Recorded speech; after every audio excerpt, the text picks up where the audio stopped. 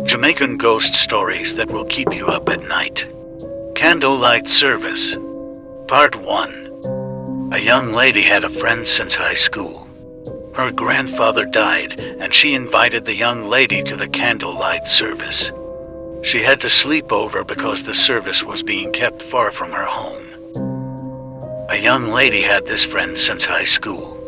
Her grandfather died, and she invited the young lady to the candlelight service.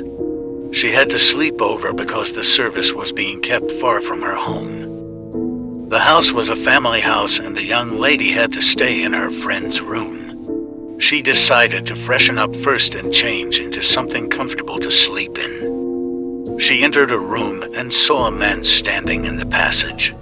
The house was filled with family members, so she didn't pay it any mind. She just walked past him and went to the room. At the doorways of the room, she felt something pull her back. She was new to the house, so she assumed that her clothes got hitched on a doorknob or something at the doorway, so she let that slide. The young lady was in the room alone while her friend was there in the living room with her aunts and family members.